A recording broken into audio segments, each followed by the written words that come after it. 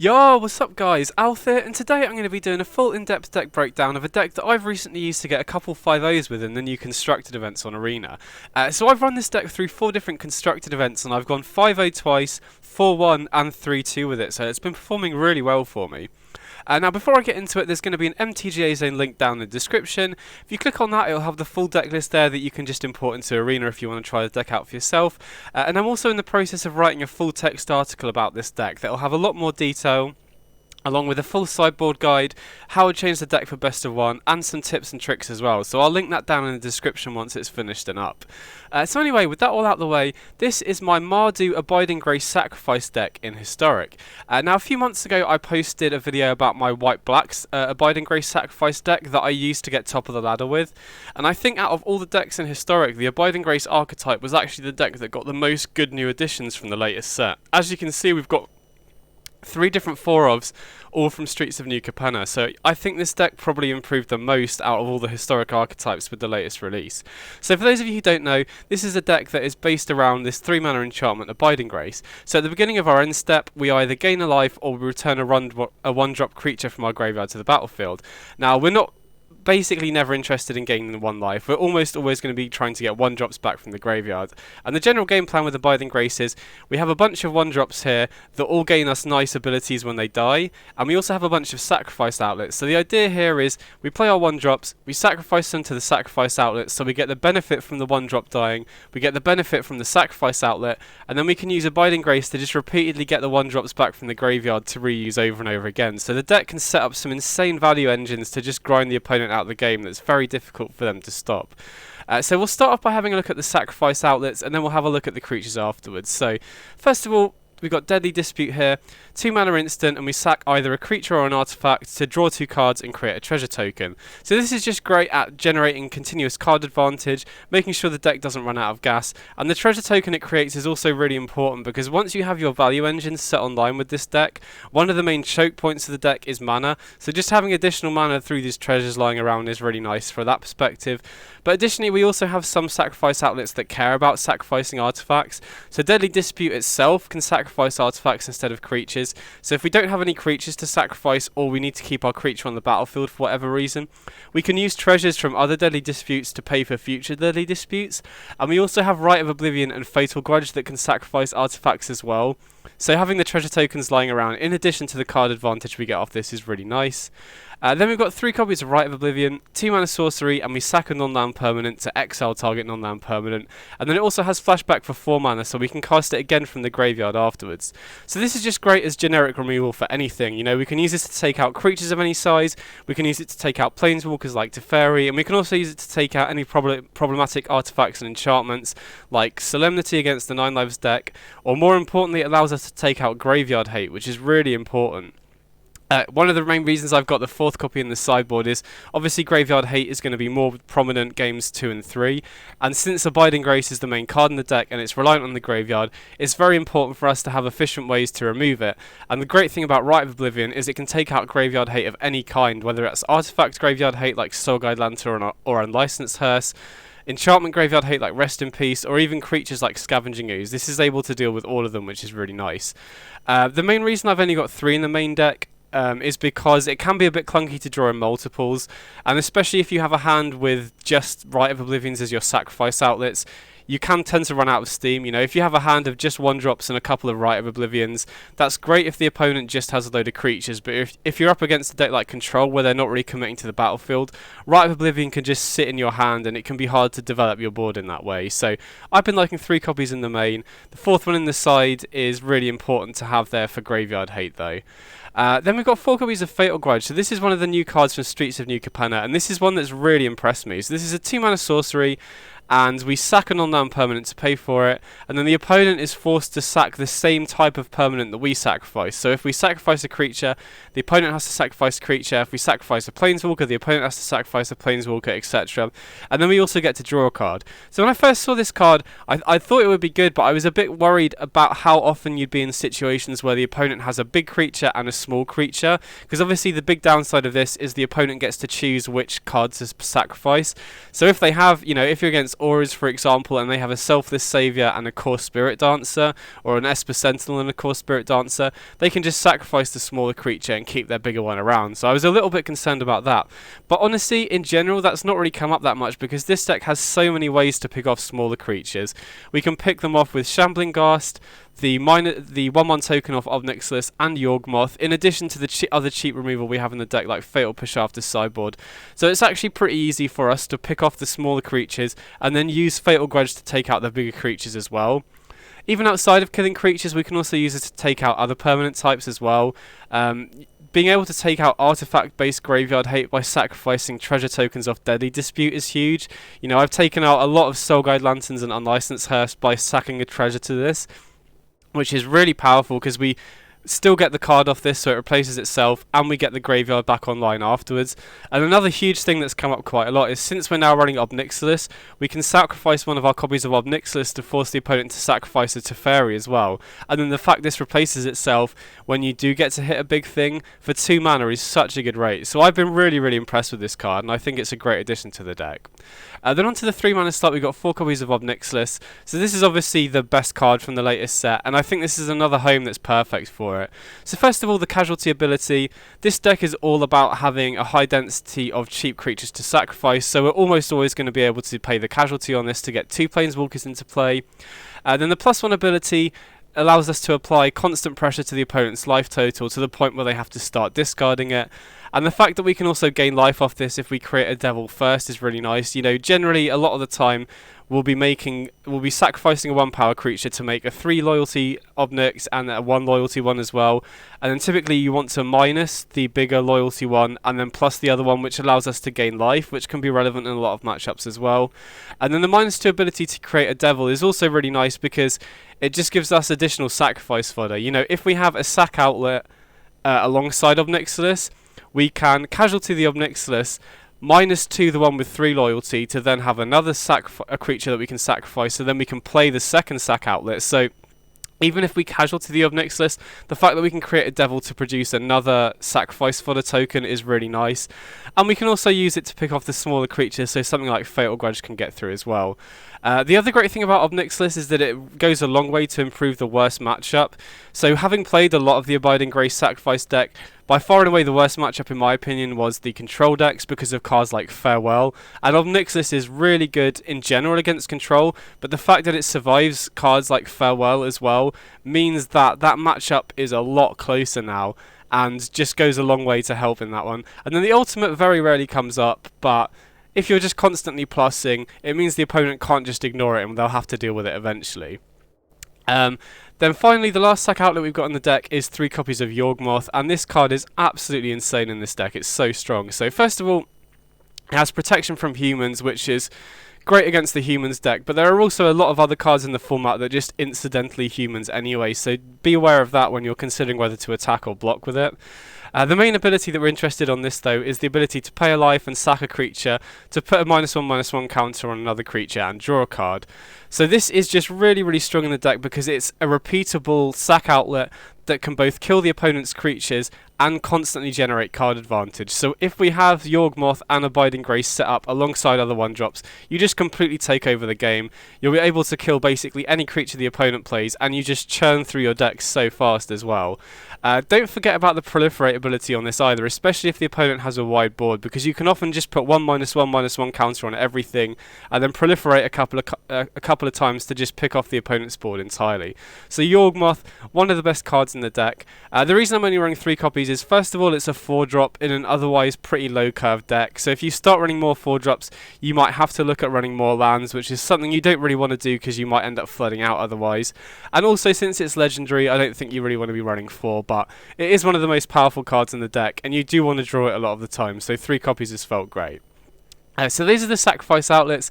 We'll have a look at the 1-drops in a second, but first of all I wanted to address why I'm not running Cat Oven in the deck anymore. That's probably the biggest change from my old build that was running Witch's Oven and Cauldron Familiar. So first of all, I think Obnixilis is a pretty nice replacement for Cat Oven. It does a very similar thing in that it can apply pressure to the opponent's life total every turn, whilst also providing life gain, assuming we have a devil in play. So Obnixilis is only takes up 4 slots in the deck rather than 8, and I feel like it synergizes a lot better with the general game plan of the deck as well. The other main reason I've taken Cat Oven out of the deck is the more I played with it, the more I realised that it doesn't really synergize with what the deck's doing in general. You know, if you have Cat and Oven, then it's obviously great. But if you had just one or the other, it's really not that great. You know, Cauldron Familiar is pretty lackluster as a 1-drop to get back with Abiding Grace. If you're just getting Familiar back with Abiding Grace every turn, the Grace is essentially just acting as a 3-mana Witch's Oven at that point, which is a pretty bad rate. And on the flip side, the Witch's Oven is even worse because it can lead to some really awkward hands where you just have Witch's Oven and Sack Outlets, which doesn't really do anything. You just have Witch's Oven and Abiding Grace, which doesn't really do anything. And even Witch's Oven plus 1-drops that aren't Cauldron Familiar doesn't really do anything either, because this deck doesn't really have many good ways to utilise the food. So I'm pretty happy to take Cat Oven out of the deck. I think we have a high enough density of other good 1-drops that we don't need to be running Cauldron Familiar anyway. And I think Obnixis does what Cat Oven did, only needing to take up 4 slots in the deck, whilst also synergizing better and improving the worst matchup as well. So I'm pretty happy to not be running Cat Oven in this deck anymore. Additionally, it also makes the deck slightly less vulnerable to Graveyard Hate, considering you've only got Abiding Grace you need to worry about, whereas previously you had Cat Oven and Abiding Grace, which both get shut off by stuff like Rest in Peace. But anyway, let's have a look at the 1-drops that we are running. So first of all, we've got 4 copies of Doom Traveller. So this is a 1-mana 1/1, and when it dies, we get a 1/1 token with flying. So the really nice thing about this is that you get 2 bodies to sacrifice just off the 1 card here. So if you have 2 sack outlets, you can just sack Doom Traveller to the first, you get a token, and then you get another body that you can sacrifice again. This is particularly nice with Yawgmoth, because off 1 creature, we can get 2 Yawgmoth activations, which is obviously 2 -1/-1 counters and 2 cards, so Yawgmoth plus Doom Traveller is great. Even outside of getting 2 bodies, the fact that the token you get off this has flying is really great, because you can produce chump blockers to block against Phoenix, which is something the previous Abiding Grace decks could never do. And even if you don't need to block flyers in the air, if you're up against a deck where you're kind of at a board stall against the opponent, you can just gradually build up an army of flyers off the Doom Traveller by sacking it, getting the flyers, and then you can just start attacking it in the air to get in for extra damage. So Doom Traveller is really nice as 2 bodies to sacrifice, as well as giving you some blocking and attacking in the air. Then we've got 4 copies of Cursebound Witch. So this is a 1-mana 1/2. When it dies, we draft a card from the spellbook. So this is really nice at just generating card advantage. Now obviously getting cards off the spellbook isn't as good as drawing cards, but there are some pretty decent cards we can get off here. Especially the curses. The curses give you a really nice avenue of attack against control decks. They're generally enchantments that drain the opponent out for every turn. And you can also get some other really nice cards. I'm not going to go through every single card in the spellbook, because I did that in the last video that I'll link down below. So if you want information on what the best spellbook cards are to get, go back and watch my old deck tech, and I go through all the different options on there. But Cursebound Witch is just nice at just generating constant card advantage, and some of the cards that you can get off it can be really good in matchups, especially Witch's Vengeance against certain tribal decks. Then we've got 4 copies of Shambling Ghast. So this is a card that is really flexible because it gives you 2 death triggers when it dies. You can either choose to give a creature -1/-1 until the end of turn, or create a treasure token, both of which are really appealing modes. The -1/-1 is great at picking off smaller creatures, and similar to Doom Traveller, it's another card that works particularly well with Yawgmoth, because we can use Yawgmoth to give an opponent an opponent's creature -1/-1, and then we can give it an additional -1/-1 with the Shambling Ghast. So it's nice to be able to pick off bigger creatures with this combination here. And then the ability to create a treasure token, you know, like I said off Deadly Dispute, it's nice to just produce additional mana so that you don't run out of mana on later turns, as well as being sackable to both Rite of Oblivion and Fatal Grudge as well, which is great. And then finally we've got Unlucky Witness, which is another new card from Streets of New Capenna, and I've been super impressed with this card. So when this dies, we exile the top 2 cards of our library. Until our next end step, we can play one of those cards. So, like I said about Cursebound Witch, you know, it is nice to get card advantage off the Witch when it dies, but it's not as good as drawing cards. Unlucky Witness essentially does draw us cards, and not only that, but it gives us choice as well. So generally, in the late game or in the mid to late game, if we have a choice between our 1-drops to get back, unless we need 1/1 chump blockers off the Doom Traveller, Unlucky Witness is just by far and away the best card, because it just churns through our deck, gives us constant card advantage, helps us dig for certain cards, helps us keep hitting land drops. The only real weakness of the Unlucky Witness is that it's not the best in the first few turns of the game, especially if we're playing sorcery speed sack outlets. So in general, you don't want to play this on turn 1 because say you have to Fatal Grudge on turn 2, you just won't be able to play either of the cards you get off this. But as soon as you have mana available, Unlucky Witness can just completely run away with the game and just gives you insane amounts of card advantage. And if you can start looping it with Abiding Grace, it's just going to completely run away with the game. So in my opinion, Unlucky Witness is the best one drop in the whole deck once you have access to mana, and it's just so strong at helping the deck do what it needs to do. So now onto the mana base. If we have a look here, we're running 22 lands, which just felt like a decent amount. You don't want to be running too many lands because we have a lot of ways to draw and you can end up flooding out otherwise. But since we do have so many ways to draw, I don't think you need to be running any more. The mana base itself is something that I definitely want to talk about because adding a third colour in this deck absolutely isn't free. I think this is the first deck I've posted on the channel where I'm not running a basic land. Now in general, I don't think that's something that you should do if you can afford to, because Field of Ruin is still quite, well, not that popular, but if game 1 the opponent is playing a control deck and they Field of Ruin you, and they see that you're running no basics, for the rest of the game they can just use their Field of Ruins as a way to wasteland you and completely cut you off. So that's why I almost always run a single basic in the deck. But because we're adding a third colour, and because we now need red on turn 1, 2 and 3, I feel like you have to be running all dual lands here. I tried running a basic and I also tried running a card like Phyrexian Tower, but the mana was just way too bad. As things stand with all 22 dual lands, I feel like the mana is decent now, but I don't feel like you can afford to run a basic because, like I said, we need red on turn 1, we need red-black and white-black on turn 2, so there is a lot of pressure on the mana base now. And obviously since we're running Doom Traveller on turn 1 now, we need white, black and red on turn 1, so as much as I hate not running a basic land, I feel like to make the mana consistent enough in this deck, we do need to just run all basics.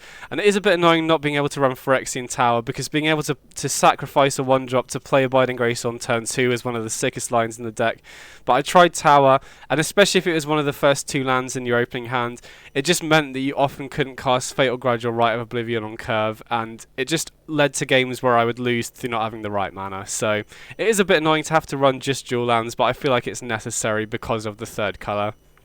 So that's the main deck. I've been really impressed with it. I think these 3 cards are such great additions to the deck. They already feel like some of the strongest cards in the deck as well, and I think they're a great improvement to an already pretty good deck. Then onto the sideboard. First of all, we've got 4 copies of Fatal Push, so this is just extra creature removal for the decks where we need extra spot removal. We can trigger Revolt pretty easily because we have so many ways to sacrifice in the deck, so Fatal Push is just a great addition against the creature decks. Then for Graveyard Hate, we've got 3 Soul Guide Lantern and 1 Unlicensed Hearse. So Soul Guide Lantern, pretty obvious, just additional Graveyard Hate that we can cycle when we don't need it. Unlicensed Hearse, I've been super impressed with this card. So this is just great, and I think this is potentially better than Soul Guide Lantern because it's not single use, but it exiles enough of the graveyard that it can keep the opponent off what they're doing. Even against a Phoenix deck that can fill the yard pretty quickly, you can keep them off Delirium by exiling 2 cards every turn.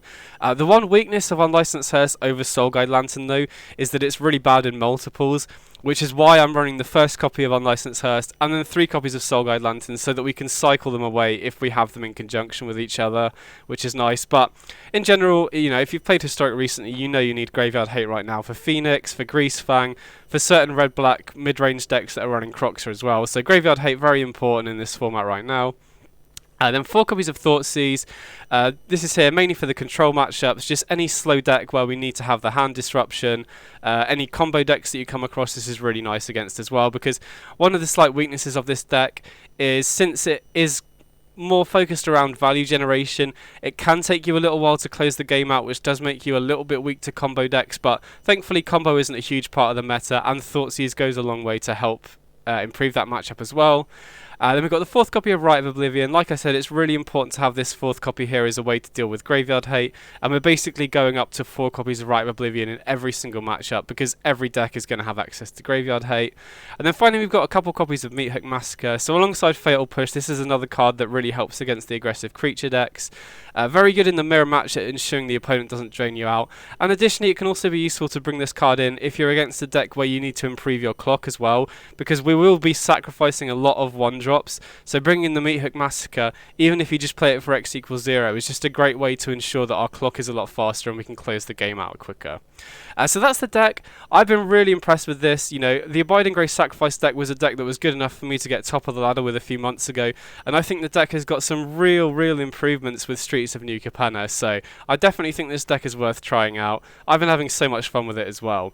So now onto the gameplay. I've got a full 5-match constructed event just so you guys can see the deck in action. So if you've got any questions at all, drop me a comment, and I hope you enjoy the gameplay. Big up.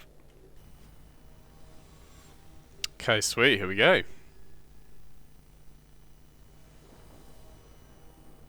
Okay, sweet, so we get to go first here. And yeah, this looks reasonable. We obviously need to get to Yawgmoth in order to have a sack outlet online here, but I feel like we've got a pretty reasonable start here. I'm going to lead on the Unlucky Witness because we do need to hit land drops, so I would quite like for the opponent to kill it during their turn so that we get closer to our land drops. Okay, so the white-black Lifegain land, I'm not sure what that is. I'm not sure what the opponent's playing here. We'll just play a Cursebound Witch and pass, and just really hope that we can draw our third land here to get Abiding Grace online. Okay, Youthful Valkyrie, so they're playing Angels by the looks of it, so bit annoying that we missed our land drop here. I'm going to attack with both because I'd quite like them to block the Unlucky Witness so that we can draw our third land here. If they block the Cursebound Witch, then we just get in for an extra damage anyway. Okay, so it looks like they're blocking the Witness, so we just got to hope to hit a land within the next 2 cards. Okay, perfect, we do. And we can get an Inspiring Vantage out of the deck, and we get to bring back the Unlucky Witness with Abiding Grace, so I'm very happy that the opponent blocked there. That was really important.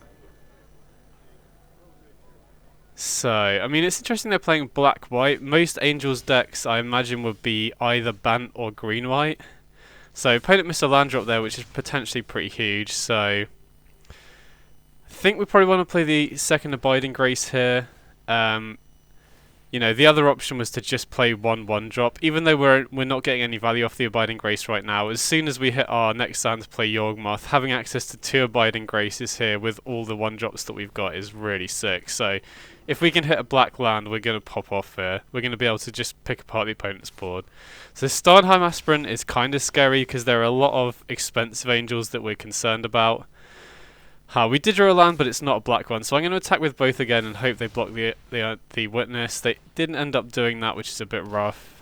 So we're not getting any value off the Abiding Grace right now. We're just waiting to hit another sack outlet or a black land for the Yawgmoth here. Or additionally, if they attack, we can block with the Shambling Ghast to get a treasure, which will produce the second black mana we need to play the Yawgmoth here. So I'd be pretty happy if they attack with the Aspirant here, but okay, now they've got another ground creature they might attack. Hopefully they attack with the Aspirant, that would be great. Because if we don't start picking apart the opponent's board, they could have a huge turn here. Okay, brilliant, we did get the black. So, we'll play Yawgmoth here. And I think we're interested in taking out the Aspirant first. We'll use the Shambling Ghast to get another -1/-1 here. So we can take out the Aspirant, which is great.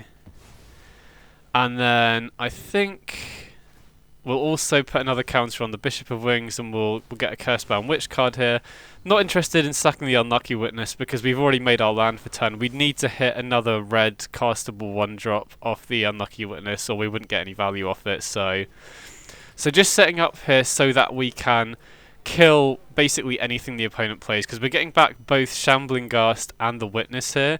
So between Yawgmoth and all the stuff we have on board, we can potentially put 5 -1/-1 counters, well, 4 -1/-1 counters and the -1 off the Shambling Ghast. So they play another Angel. We'll definitely take out the Bishop of Wings here because we don't want them to gain additional life. We'll sack the Unlucky Witness first to see what we're going to get for next turn, because the great thing about sacking the Witness during the opponent's turn is we get to play, we get these cards available till the end of our turn, and then we can sack the Shambling Ghast here and take out the Bishop of Wings and draw another card here. So Yawgmoth plus Abiding Grace is such a sick combo. And now we've got 2 Abiding Graces online and a full hand. I think we should be good, because I imagine the opponent isn't playing any sweepers, at least in the main deck.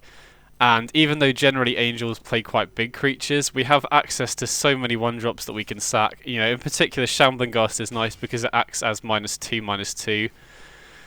So I think we'll sacrifice now just to clear the way for next turn. I mean, technically we could wait until our turn. It probably is technically correct, but I imagine we'll be killing these during our turn anyway, so it shouldn't really matter.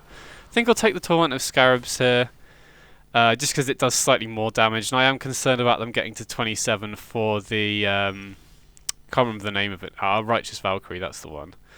So since we have a land in hand we can play, I'm just going to play the Doom Traveller here. And Doom Traveller is actually really nice with Yawgmoth as well, because like Shambling Ghast, it works as an additional body, so it just ensures that even if they do play a big angel, like a 5/5, we can kill it. And I think rather than using up 4 Yawgmoth activations, I'm happy to Fatal Grudge here just to take out their tier 4 Valkyrie.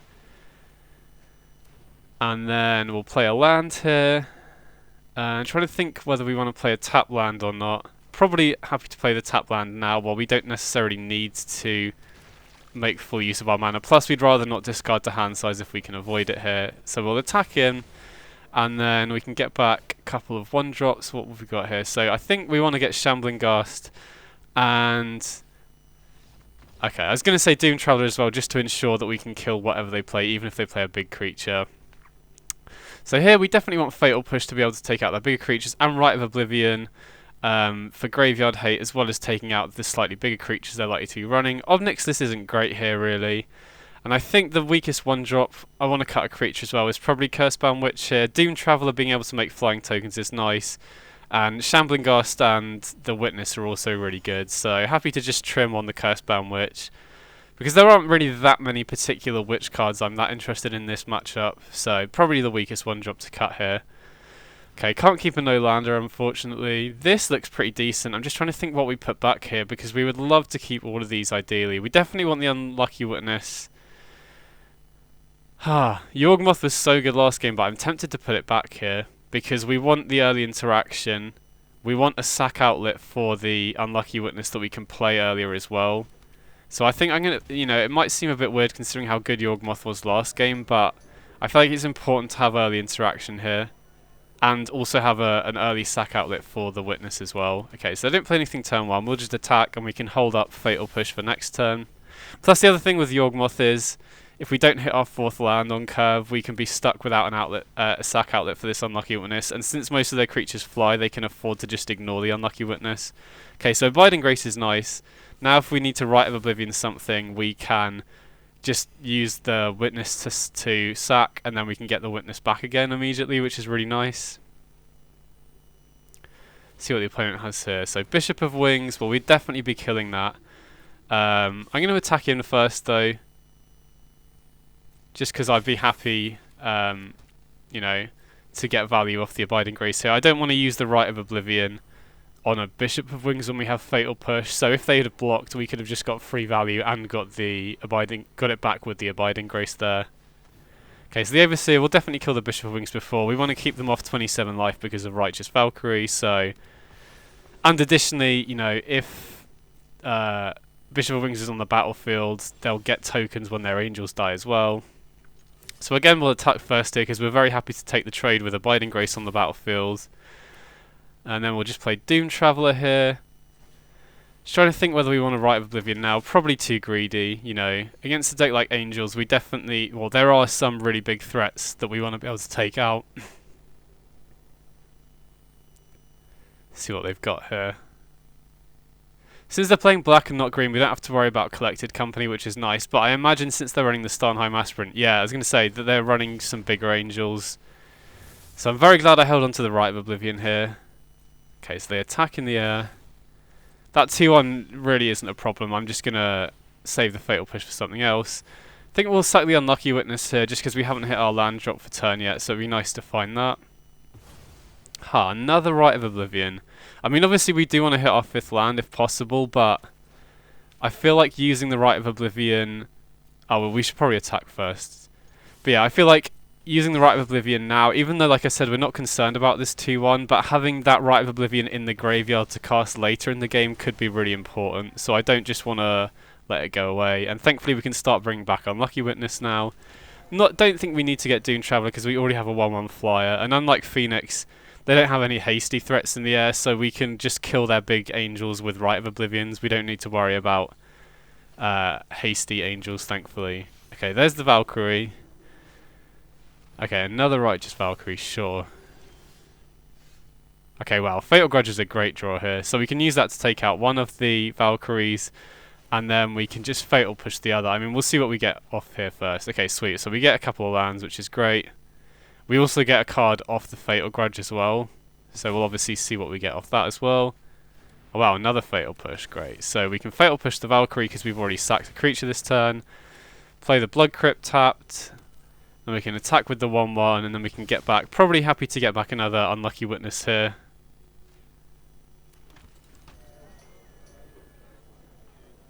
And now I feel like we're in a pretty good spot with Yawgmoth and both Rite of Oblivions. I am concerned about Rest in Peace here slightly.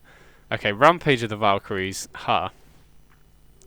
So that's an interesting one because we'll have to sack every time we kill one of their creatures, right? But we're not really that bothered about that because we kind of actively want to sack our stuff anyway. So in terms of the Rite of Oblivion, I think we can afford to just leave the Rampage of the Valkyries on the battlefield. And we can use the Rite of Oblivion to take out their angels. And thankfully, because Rite of Oblivion exiles, it won't trigger the Valkyrie anyway. So I think I'll lead on the Deadly Dispute here. We're not interested in the tap land, really. Okay, don't draw a land off that, but that's fine, I think. I want to save the treasure for later. I don't think it's that important to get Yawgmoth on the board yet. We'll just play a couple of 1/1s, and we'll get back the Witness and the Doom Traveller here. And now we're pretty insulated against any angels they play because, you know, making us sack creatures here is kind of actively good for us. So Rampage of the Valkyries might actually be good. Okay. Fury's Retribution. So,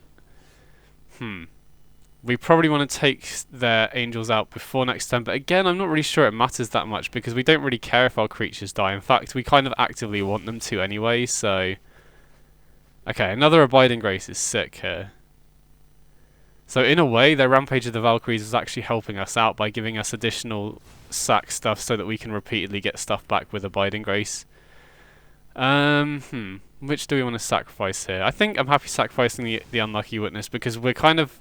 Yeah, as long as we hit another land, we're happy to see that because we're going to be playing the Abiding Grace anyway here. So I think I'm happy to just play a Pathway and then we can play... Just trying to think whether I want to Rite of Oblivion the Valkyrie. I think we're happy letting the Valkyrie live for a turn here. You know, they could go over... If they play another Angel, they could go over the 27 life threshold, but I think we're at high enough life total where we can afford to let that happen right now, and I would rather just get the extra Abiding Grace into play. They can also tap to kill one of our creatures, but like I said, it's kind of actively good if they kill our creatures anyway. Okay, another Rampage of the Valkyries. So they do get above the 27 life threshold, but like I said, we're at 19. They only have one attacker. They don't have any hasty creatures, so we're not really that bothered if they just attack us for 4 here. Oh wow, they kill an Unlucky Witness. I mean, that's pretty good for us, right? Another Fatal Grudge. So I mean, we'll definitely play that because we're happy to take out either of their creatures, really. Again, I think we'll probably sack the Unlucky Witness here. We haven't played a land for turn and we have 4 mana available. I just need to make sure that we don't deck out. We're pretty far away from that though. Another Abiding Grace is pretty sick. Okay, so they sack the token, which will force us to sack both of our creatures, but again, that's not really a big issue here, I don't think. We just get a treasure off the Shambling Ghast and we get a flyer off the Doom Traveller. So we could take out the Valkyrie with a Rite of Oblivion, which I think, you know, even though we miss out on an Abiding Grace, I think we probably should do that now because we don't really want to let them attack in for 4 every turn, and we don't really need the third. Oh, I guess we can still play the Abiding Grace here off the Godless Shrine. I was going to say we don't really need it, but we haven't really got much else going on until we play the Yawgmoth, so we'll just bring back 2 of the Witnesses and a Doom Traveller as well, just to make sure that we can make a token in the air if we need to. And yeah, I mean, unless the opponent has like a Rest in Peace here, we should be in pretty good shape. Now, I have been worried about Rest in Peace for a little while now because Rite of Oblivion being in the graveyard, normally that is great to take out Graveyard Hate, but obviously the Rest in Peace would take it out anyway. And then we wouldn't have an answer for it, but thankfully they haven't seen Rest in Peace so far. So, Sigardian Saviour, that just gets back a Bishop Wings, sure. Okay, Just trying to think, I think I'm pretty happy to Rite of Oblivion the Saviour, because if we just killed this Saviour with something like a Yawgmoth, then they would get a token off the Bishop of Wings, so I'm pretty happy to exile it here. Okay, Curse-Bound Witch is nice as well. Don't have enough mana to play Yawgmoth, unfortunately, but I think we're still happy to pay the Shambling Ghast again. Okay, sweet. Nice, yeah, we got there.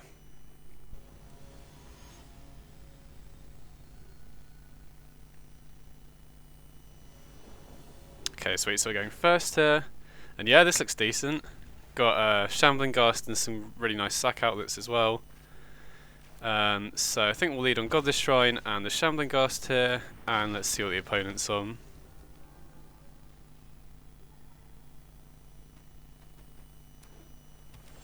Okay, so Island. Not sure what that is. We'll just attack and play the Blood Crypt tapped here. Okay, Glacial Fortress. And Foretell. So that makes me think that almost definitely going to be a control deck, which is great because we get to get an uncontested Obnixilis down here.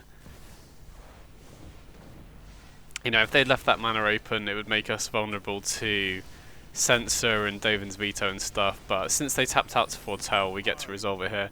I'm going to -2 here, just because I think with our current hand, you know, we've got Yawgmoth and Deadly Dispute and Fatal well, our whole hand is basically sack outlet, so I think it's important to get the 1/1 into play, just in case the opponent, you know, kills the bigger loyalty one, because if we plus the 3 loyalty one, they could have like a Fateful Absence to kill it, and then we would have no way to create a token, and then we'd have a handful of sack outlets and nothing to sacrifice.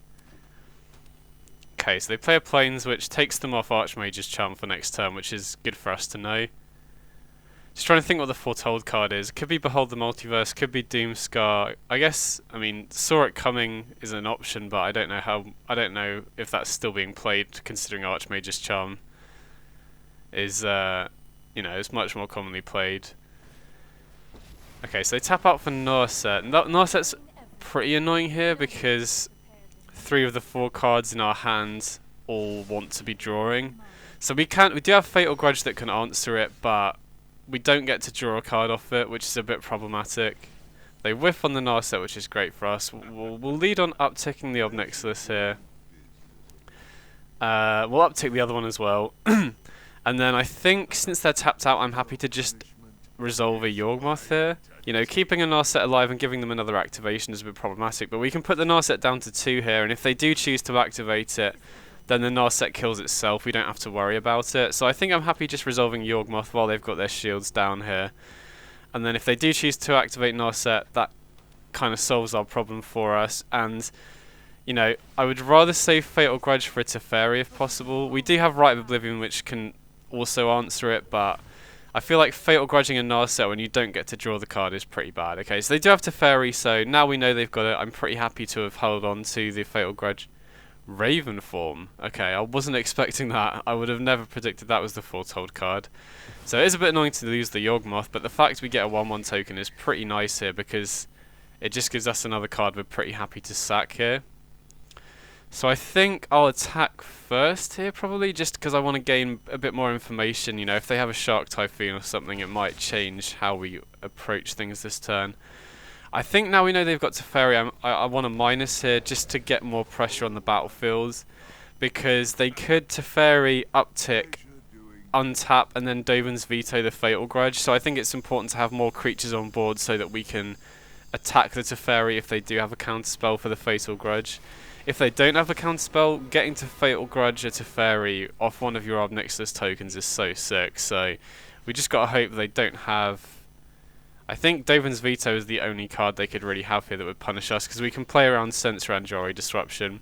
So we'll plus the Obnixilis first here, because this is the one that we're going to sack. And I think I'm happy Fatal Grudging before combat. I don't want to attack Teferi and then Fatal Grudge, because then we'll have wasted 3 damage that we could have gone face with. Okay, so that works, which is sick. That's gas. And then I think I'm happy to Deadly Dispute now. We know they don't have a Dovin's Veto or anything, because that's a card we really want to resolve and they might counter. And then again, you know, we know, well, we're pretty confident they don't have a Wrath because they might have used it last turn. So I'm happy just minusing and keeping applying pressure on the board here. And then just playing a Shambling Ghast. Now they could have a Sweeper, but I'm not too fussed about that. As long as it's not a Divine Purge, then we deal 3 damage off the devil tokens dying. We get to keep the Ob Nixilis as well. So okay, so they foretell another card here. We'll just uptick the Ob Nixilis. Okay, they take the damage. We'll attack in here. And then I think we'll just try and resolve Yawgmoth again. Their auto-tapper told us that they don't have Archmage's Charm, so I'm pretty confident this is going to resolve unless that foretold card is a Saw It coming. Okay, sweet. That's great, because now even if that foretold card is a Doomskull or they have a Sweeper, we get to sacrifice all of these creatures and draw 4 cards before they die. Okay, so it is a Doomskull, which, you know, it's not ideal, but the fact we got Yawgmoth on board is huge here, because we get to just draw 4 cards here. And deal 3 damage to the opponent, which will put them down to 3. And with oh no, 4, my bad. But with Ob Nixilis upticking every turn, they're going to have to be discarding off the Ob Nixilis every turn, or we can just drain them out here. So we just use the Yawgmoth here to suck these tokens and just keep drawing cards. Abiding Grace is great here. I'm pretty sure, well, they probably have to discard off the uptick here, which will take them off the last card in their hand, which should then freely allow me to use Abiding Grace. We've got a second Ob Nixilis as well, so I'm pretty confident about this game now. We should be clear to win, I think. Okay, and they pass. Well, we should just win off the Ob Nixilises then, right? Because we uptick this one, they have to well, they don't have to discard, but oh, okay, whoops. I mean, I don't think that was a mistake actually, because we'd have had to play the Hunted Witness in order to casualty the Ob Nixilis anyway. So what I was thinking, that if they didn't have exactly Absorb, we play the Doom Traveller, uptick the Ob Nixilis, they have to discard, or if they don't discard, they go down to 4, and then we can just... oh no, they would go down to 2, and then we could just casualty the Ob Nixilis and deal the last 4 points of damage. But unfortunately, Absorb put them out of range of that, which is a little bit rough, but... so I think we'll definitely uptick here. They can't cast the Archmage's Charm, so I think they're pretty incentivized to discard it here. Sweet, and then we can just attack them directly. And we know they can't cast the Archmage's Charm, so we can just casualty and burn them out this turn instead. So yeah, Ob Nixilis makes the control matchup so much better.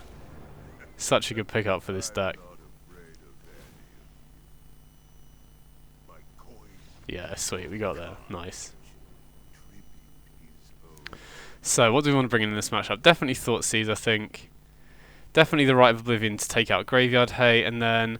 even though Yawgmoth was nice against the Wraths here, I think we're probably going to cut Yawgmoth, and I think we're happy to trip a couple of the 1-drops. Doom Traveller is probably the least effective here, I'd imagine. Maybe a Shambling Ghast as well.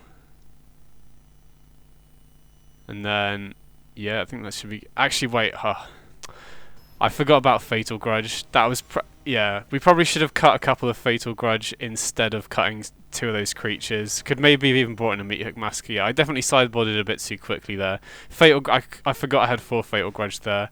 Because Fatal Grudge is a card that I'm happy to keep as maybe as a 2 of, because it can kill Teferi, it can take out creature tokens, but it's definitely not great in this matchup as a 4 of. So yeah, we definitely should have cut a couple of Fatal Grudge, probably, and kept some more creatures in, or maybe brought in a single copy of Meathook Massacre just to drain the opponent out a bit quicker.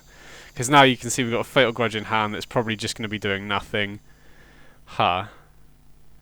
Interesting. So I think we're either going to be taking Absorb or Memory Deluge here. Davin's Veto I'm not too bothered about. Absorb... yeah, I think we'll probably take Absorb here. Like, Deluge is obviously that source of card advantage, but it's they've got so many draws until turn 4 that they could very easily draw something. I'd much rather clear the way for our other plays by taking Absorb. Getting Unlucky Witness down here, yeah. So I definitely did miss sideboard by not boarding out a couple of Fatal Grudges, because if we draw more Fatal Grudges here, we're just going to have to use it as 2 mana sack a creature, draw a card, which is really bad. I mean, there's maybe... I've not played this matchup a ton to know exactly how to sideboard yet, but there is an argument to maybe cutting Fatal Grudge entirely, so I definitely did miss sideboard, but hopefully it won't end up costing us. And to be honest, you know, I think Control, maybe it is more reasonable because Control has a lot more ways to create creature tokens now through Wandering Emperor and Shark Typhoon, that maybe it is actually pretty good. I think if I had to guess, I'd probably say keeping it in at 2 copies is pretty reasonable, but you definitely don't want the full 4, I don't think. Okay, so we aren't looking too great here. I was kind of dreading they'd have a Teferi there. Thankfully they don't. I'm pretty happy to attack in, even though they could have Shark Typhoon or Wandering Emperor here. But yeah, we are flooding out quite a lot, and I am kind of regretting keeping 4 Fatal Grudge in now, because this Fatal Grudge is kind of sitting in our hand doing nothing. Now we could use it to just try and cycle to draw, but we then lose a creature. Oh, we drew another one. But yeah, we then lose a creature. We know they have the Dovin's Veto, so they might very well counter it. And if we don't hit anything good off the top 2 cards of our deck, we're in trouble. Okay, thankfully the opponent isn't really doing much either here. If they do have Teferi, we do have the Right of Oblivion, but they're at the point now where they can untap with more than 3 mana, so they could very easily counter it.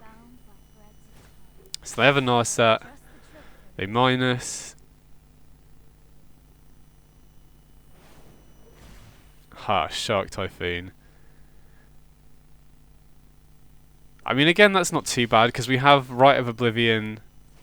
Okay, I'm going to Right of Oblivion the Narset here.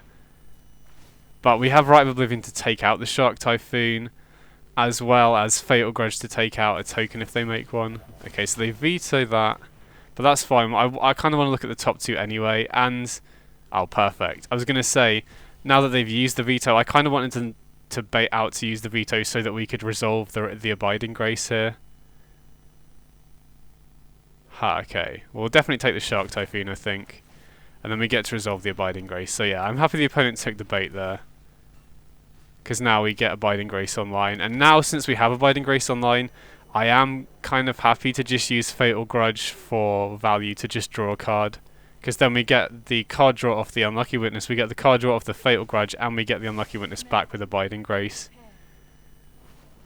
They could steal the Unlucky Witness with Archmage's Charm, but I imagine they won't do that, because if I was my opponent, Archmage's Charm is like the only thing they have left going on, so you probably don't just want to use that to steal the Unlucky Witness. Because if I have another 1-drop, that's just a horrendous play. Okay, so we get to take out the Narset here, which is great. And I think I'm happy, like I said, just using Fatal Grudge now. Even though we're not forcing the opponent to sack anything, we still get to draw a card, we still get to sack the Unlucky Witness. Okay, nice. We hit another 1-drop, which is good. We get to put Shambling Ghast into play, and we get to draw a card here, which is sweet. So even though we kept in way too many Fatal Grudges, since the opponent had quite a slow start, it's not been that bad. Oh well, they counter it. I mean, that seems not great for them, because that's just stopping us drawing 1 card. So yeah, we'll get back the Unlucky Witness here. Now the opponent does have Memory Deluge, and we're not killing them particularly quickly here, so even though the game, we have some sort of engine set up online, the opponent could run away with this game very easily at this point. Ha, that's a pretty good draw though. I feel like that was the perfect time to hit that as well. Because if the opponent hits a good Memory Deluge here, they could run away with the game. So hitting Ob Nixilis, even if that is a Saw It Coming and they have a counter spell, we still get the casualty token off this, which is huge. So we have Nixilis here, we get the 2 cards off Unlucky Witness, and we have a lot of mana available, so we'll be able to cast whatever. Nice, Deadly Dispute's pretty good. I think we'll start off by minusing here. Then we can uptick the other Ob Nixilis. See if they discard. They already have a lot of lands, so I wouldn't be surprised if they just discard the plains, yeah. Then we'll Deadly Dispute the Shambling Ghast here. Get another treasure, which is nice, because I like getting the treasures here, because if the opponent has a sweeper, we still have the treasures that we can cast the Right of Oblivion with, even if we don't have any creatures in play. So we'll play another Unlucky Witness here. and then get back another Unlucky Witness. And now, thankfully, since, you know, they're playing Doomscar, hopefully they're not playing Divine Purge. But if they're just playing Distraction-based Wraths, we're in a pretty good spot, because them killing Unlucky Witness basically draws us 2 cards, and we can just keep looping it again. The thing we're concerned about... Okay, they've got Teferi. We got 2 Fatal Grudges, which is great. The thing I'm concerned about here is Rest in Peace, because since Rite of Oblivion's in the graveyard, it will obviously exile it, and we don't have a way to kill it.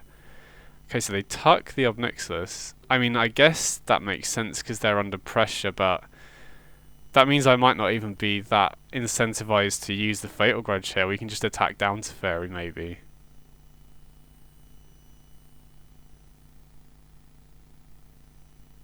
Still trying to think what that Foretold card is. I imagine they would use Doomscar here if it was. You know, I mean, it gives us loads... Oh, it would kill the Devil and that would ping down the Teferi, but... Still, that seems better. I'm going to just... I'm not going to get greedy. I'm going to attack Teferi with everything here, just in case they have 2 single target removals. You know, they could have 2 March of Otherworldly Lights. So we want to make sure that we kill the Teferi here. And I don't want to use the Fatal Grudge on my last Obnixilis if I can. Because this one Obnixilis is super powerful against control. I don't just want to throw it away. Okay, so they're obviously thinking about something here. Okay, sweet. We take out the Teferi, which is great. It means we get to keep the Obnixilis around. They just take the damage. And then we'll get back the Shambling Ghast with the Abiding Grace. And now we've got a Fatal Grudge ready for if they do have another Teferi. Yeah, I feel reasonable about this spot. But again, you know, control could still run away with the game. Wow, they Brazen Borrow the Shambling Ghast. I mean, that has to be a good sign, right? Wow, and they just hardcast the Shark Typhoon. Okay, I would have been concerned if they had some counterspell in hand, because if they resolve a hardcast Shark Typhoon and then they can counter the Rite of Oblivion, we could be in trouble. But I guess we also have Fatal Grudge. We could Fatal Grudge the Abiding Grace to kill it, but anyway, we'll just Rite of Oblivion the Shark Typhoon here, and now we can Fatal Grudge. I guess we might as well uptick first, but we can Fatal Grudge one of our creatures to kill the Shark token. And actually, I probably should have played the Shambling Ghast and sacked that to the Fatal Grudge. Just to keep the Devil around, but hopefully that won't end up mattering. I'm happy to use the Deadly Dispute now the Narset's dead. Basically get to draw 3 cards here. More interested in the Cursebound Witch here, I think, but yeah, we're in a great spot now. I think we'll just play the Doom Traveller, and we'll hold up the 2 tokens for the Deadly Dispute. Get back the Unlucky Witness here, and yeah, I think we're in a 6 spot now. Now they could have Farewell, but even then, we get to keep the Obnixilis. So yeah, I feel pretty confident about this now. Well, another hardcast Shark. Interesting. Again, we've got Fatal Grudge, we can sack the Abiding Grace too to kill that, if we need to.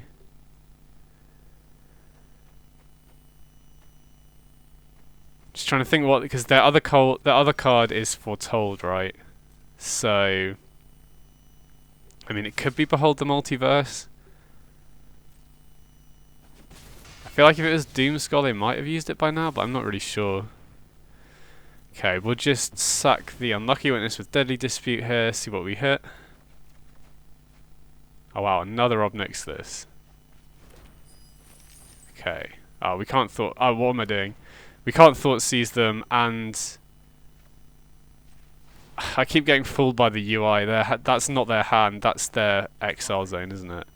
But anyway, it looks like they don't have a Saw It Coming, so we should just win here off this Obnixilis. I mean, even if they did have Saw It Coming, we get to keep the casualty copy anyway, so... Brazen Borrower, sure, yeah, so we just win here.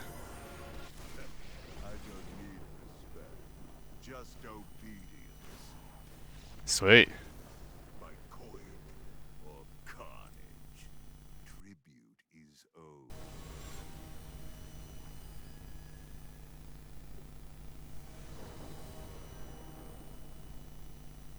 Okay, so going second here. Can't keep this unfortunately because it's just a 1-land hand. This isn't great, but I think we can probably keep it and probably put back a land here, I'd imagine. You know, obviously we don't have red for the Unlucky Witness, but as long as we hit our 4th land for the Yawgmoth or a red land for Unlucky Witness, we're decent. And any early sack outlet, yeah, perfect. Deadly Dispute's great here. So opponent's on the plains. Cliff. Oh, okay, Goblin Engineer. So probably against Greasefang here. Yeah, okay. So that's pretty scary. If they have Greasefang this turn, I think we probably just lose. So we've just got to pray that they don't have it. They've got the black lands. Okay, perfect. They don't have it. So I think my game plan here, since they don't have Greasefang straight away, is to try and set up Yawgmoth plus a way to kill the Greasefang at instant speed. I feel like game 1, if we can set that up, they don't really have good ways, or most of the builds I've seen, especially the Goblin Engineer more all-in builds, don't really have great ways of stopping that. Most of their removal is, yeah, stuff like Portable Hole that won't be able to take out the Yawgmoth. Oh, they take out the treasure, interesting. So yeah, my goal here is to just set up Yawgmoth plus a way to deal 3 or to kill the Greasefang before it can get the Parhelion back, basically. So this is interesting. We could either play, we're definitely going to shock in the Blood Crypt here. We could either play Unlucky Witness and Shambling Ghast here, but I think I want to play Unlucky Witness and just hold open the Deadly Dispute, because first of all that plays around another Portable Hole, but second of all, if we Deadly Dispute the Unlucky Witness during their turn, we get the 2 cards off the Unlucky Witness. We also get the treasure off the Deadly Dispute, which means that we can, as long as the token survives here, or the as long as the token survives here, then we get to go Yawgmoth plus Shambling Ghast next turn. Okay, perfect. I'm glad we have the Deadly Dispute to play around Portable Hole here.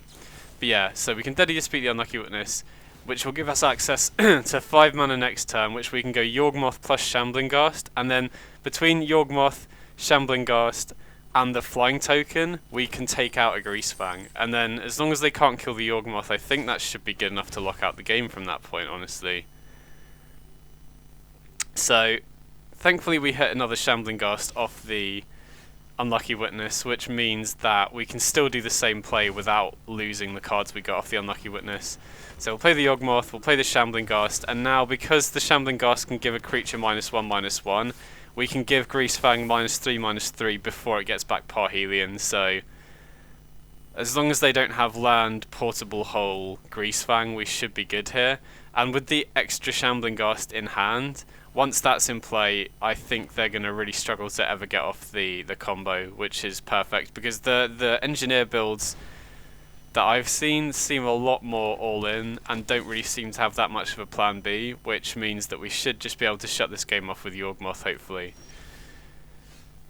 Rite of Oblivion's interesting, but we could Rite of Oblivion the Wishclaw Talisman, but I feel like, especially game 1, they're not really going to have anything they want to tutor other than Greasefang, and if we do Rite of Oblivion the Wishclaw Talisman, we have to sacrifice one of our creatures, and then that makes us vulnerable to Portable Hole another creature into Greasefang, whereas holding onto the Rite of Oblivion allows us to kill... Okay, they've got Thoughtseize, but holding onto Rite of Oblivion allows us to kill something like a hard cast Sky Sovereign, which could be problematic, as well as just ensuring, you know, I feel like we're in such a good position now that sacking one of our creatures unnecessarily does open us up to then losing to Portable Hole into Greasefang when we just don't need to put ourselves at that risk. I'd much rather play a bit more conservatively here.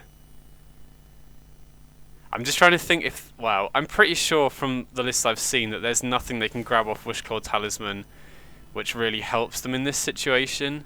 Maybe if they have a removal spell for Yawgmoth, but they'd have to tutor it, play the removal spell, and play Greasefang in the same turn for that to be effective, which I just don't think is very likely. So we could have attacked with the Yawgmoth there, but I don't think it's worth it, really. And since we have Doom Traveller, which replaces itself, I think I'm pretty happy to just sack it and kill the Sentinel here, because I'm pretty confident we have enough bodies on board to still kill Greasefang no matter what they have here. So we'll play in the Sparring Vantage tapped and just pass. I am playing very conservatively, but the way these Greasefang decks are built game 1, I don't think they have a good way to beat this, so I just want to make sure that I play around everything and don't make myself vulnerable. So they've tutored for something. I mean, oh, it is just Greasefang, okay. So I guess they're just hoping that we mess up here, because we can just immediately kill the Greasefang here. So I think I'm happy to use both Shambling Ghasts here, and then we get to kill the Esper Sentinel as well. And then, yeah, sweet. Assuming we drew any other creatures, we're still set up to kill the Greasefang. Oh wait, hold on. I nearly killed my own Shambling Ghast there. Whoops. Okay, yeah, kill the Greasefang, sack the Shambling Ghast, and then we can give this Sentinel -1/-1 as well. Oh wow, Obnixis is pretty sweet.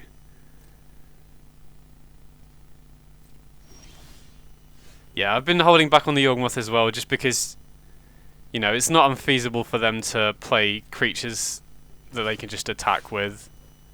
And I don't want to make, you know, I am at a lower life total because of the shock lands I've been playing, so I don't want to give them an avenue to win just by beating down either. So I'm definitely not going to attack with Yawgmoth this turn because we want to protect the Obnixilus here. Black Cat's pretty cool because we can lock them out of their draw step with it.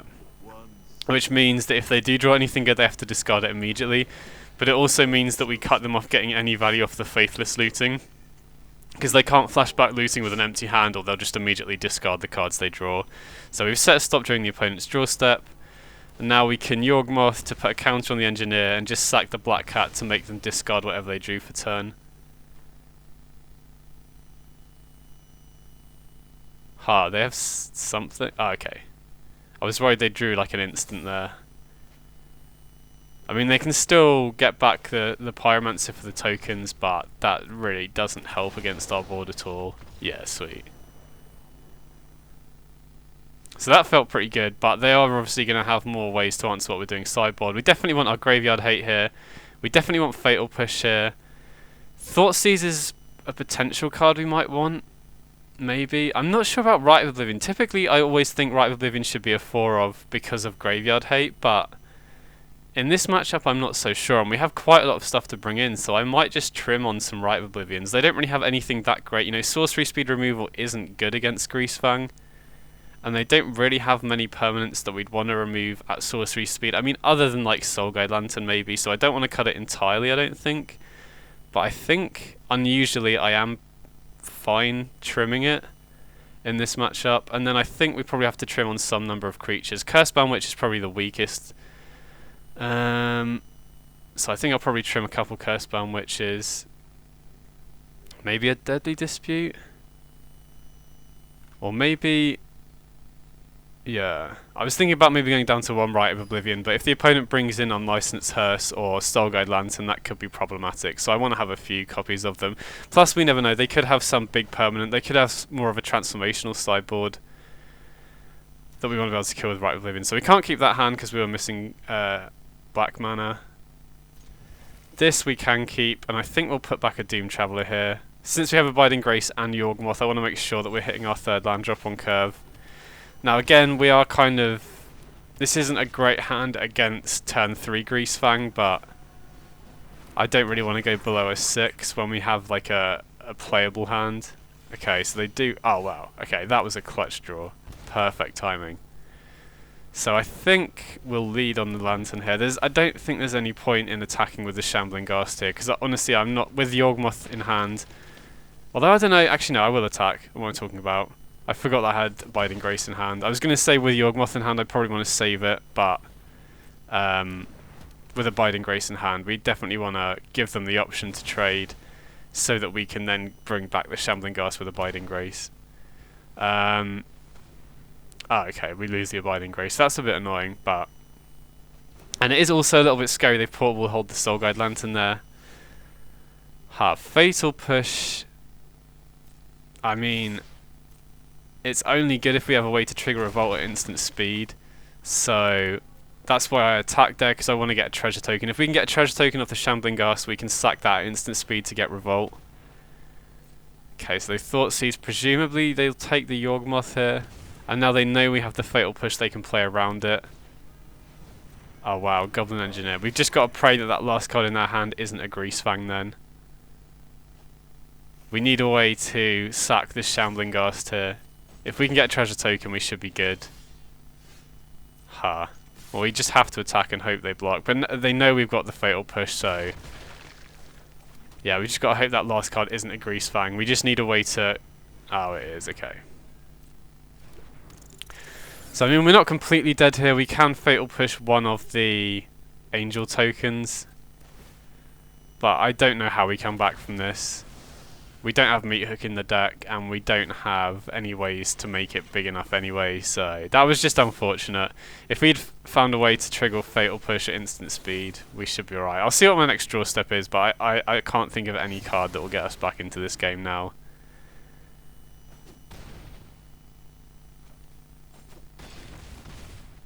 Okay, let's see. Maybe there's a Wrath of God I forgot I put in my deck or something. Okay, they bounced the Parhelion. Ha, turn too late, yeah. So that was a bit unlucky, but we were close, you know. If we'd found a way to get Revolt for that Fatal Push, then we'd had a chance that game. Yeah, maybe we don't want any Rite of Oblivions here. Then we didn't see any Graveyard Hate, and not having instant speed, like, way to trigger Revolt was pretty important. I think we'll keep one Rite of Oblivion in. I think it's probably a mistake to cut it entirely, but... and maybe it's just how I lost that last game made me want to have Deadly Dispute back in. Because if we'd had a treasure token from Deadly Dispute, or we'd had a Deadly Dispute alongside the Fatal Push, that allows us to trigger Revolt. And the main reason Fatal Push is in the deck at all is to kill Greasefang. So I think having 4 Dispute is important to give us a treasure so that Greasefang actually can be killed with the Fatal Push. So going first here, I'm definitely going to lead on Soulguide Lantern. I don't want to risk them Thought Seizing it. It's not worth the risk. Okay, so they play a Blood Crypt tapped. We'll just play Doom Traveller here and a Blood Crypt tapped ourselves and then just pass the turn. See what they've got here. Okay, they got Thrilling Discovery. Just pitching 2 lands, that's a good sign. Ha, Deadly Dispute's nice. I think we'll probably main phase that just to see what we hit. Get a 1/1 token off the Doom Traveller. And then I think we'll just play a land tapped. I don't want to use the treasure up yet. Ha, they got Portable Hole again for the Lantern. Don't think it's worth cracking. You know, we still have that single copy of Rite of Oblivion in the deck that we might want to use to exile that Portable Hole later. If we didn't have any way to take out the port, and I guess we've also got Fatal Grudge. We can sack the treasure token to Fatal Grudge to get back the Lantern as well.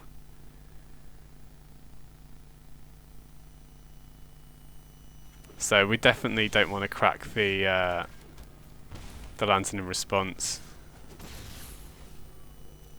I think we'll just play Yawgmoth here and the Doom Traveller, because then we're developing to our board and we can actively kill Greasefang like this.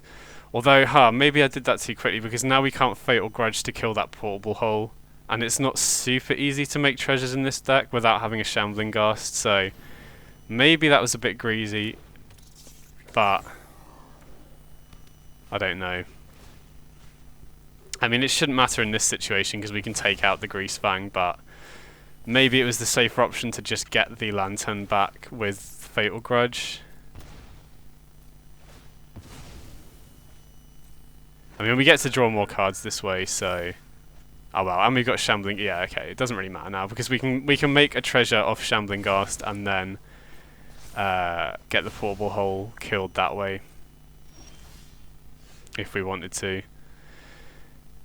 But I mean, I think we're in a good spot anyway. We have so many options here. We can pretty freely kill Greasefang just off these Shambling Ghasts anyway, so... I feel like we're in a good spot now. So we'll just get back the Doom Travellers here.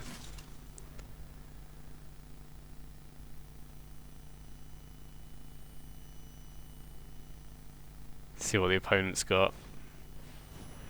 Okay, another Thrilling Discovery. Get Parhelion into the graveyard. Heart and a Thoughtseize. Okay, so we might lose access to the Fatal Grudge here then. But I think that's fine, you know. Yawgmoth plus Shambling Ghast and Doom Travelers is sick. Oh, they took the Yawgmoth, okay. So that makes me think they probably have a way to kill the Yawgmoth then, if they're worried about the second copy.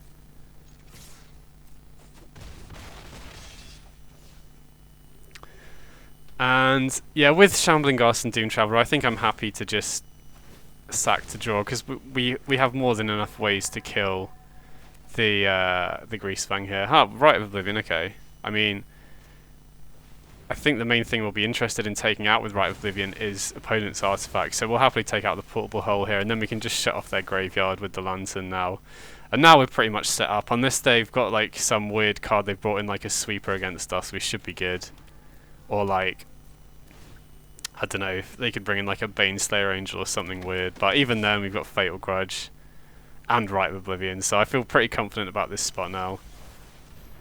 Takenuma, what have they got? I mean, they could get Greasefang back, but we have so many ways to stop it, I'm not bothered. I feel like they're just baiting me out to try and use the Soul Guide Lantern there, when we just don't need to. Okay, they're looting. Okay, nice, we got there.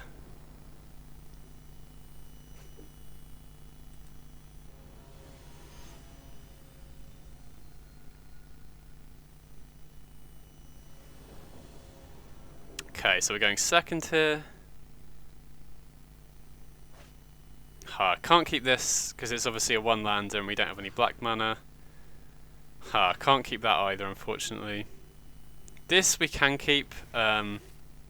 Definitely put back an Obnixilis, and unfortunately I think we have to put back an Unlucky Witness as well. We really want to hit our third land for the Obnixilis, and we don't really want to be using the Witness as a way to casualty because we don't get the cards off it. Actually, okay, looks like we're against Elves here, but yeah. Speaking of the Witness, I think it might be bugged on Arena at the moment. I think, from my experience, the cards you exile off the Witness seem to stick around for longer than they should. So if you are playing this deck and your cards stay for longer than your next end step, you should probably just not play them, because I think you're exploiting a bug otherwise. At least I assume that's how it works. I've had it so I sack Witness during my turn, and the cards stick about for longer than my next end step, which I don't think is how it should work. And I saw some people on Twitter saying that one of the charms is broken in that way as well, so just be aware of that if you're playing this deck. So, this is a pretty rough situation. I think we're fine for now if they don't have an Archdruid or a Circle of Dreams Druid. Because Elves is definitely a deck where we need to be interacting with their big mana generators like the Archdruid and the Circle of Dreams Druid, and we don't have any interaction as things stand. Now luckily we do have the Witness to dig for stuff, but yeah, so they have the Archdruid, so this game is gonna be pretty difficult now. Like, we did Mull and Fatal Grudge. If they didn't have the Archdruid, would have been fine, because we could have sacked the Shambling Ghast to the Fatal Grudge, given the token -1/-1 and forced them to sack one of the other two. But since the token is now a 2/2 because of Archdruid, Fatal Grudge doesn't look great here. And to be honest, I think this is probably one of the few matchups where I think I'll be looking to cut Fatal Grudge after sideboard. But I think Fatal Grudge, it just doesn't do enough here. They'll just sack the token, I think. I think we might just have to casualty the Obnixilis here and sack the Cursebound Witch to try and find a Witch's Vengeance. I think that's our only way of winning the game now. Because, you know, Witch's Vengeance off Cursebound Witch is insane against Elves, but we'd need to get pretty lucky. I think there's what... Okay, we didn't hit it, unfortunately. And I think we have to take the Witch's Cauldron because the other two cards are too expensive and we only have 3 mana now. But yeah, Witch's Vengeance off Cursebound Witch is going to be enough to single-handedly win this matchup, but since there are, what, like 12 or 15 cards in the spellbook, we're not super likely to find it, unfortunately. So, I mean, assuming the opponent has anything else, I think we're going to lose this. I mean, even as things stand, I'm pretty sure they can use the Archdruid to buff their team with the War Master, which is bad enough. But considering they still have 4 cards in hand, this is going to be a really tough game to win. I still want to play it out there, because even though we're very likely to lose and probably will lose this, I like trying to find the most optimal lines even in losing games. Just so if I'm in a situation in future where it's not so out of my reach, I've identified how to try and navigate that. Okay, I mean, yeah, this is almost definitely going to lose, because Allosaurus Shepherd, I mean, I'm pretty sure they can even pump up their team with the Shepherd right now and get in for a huge amount of damage.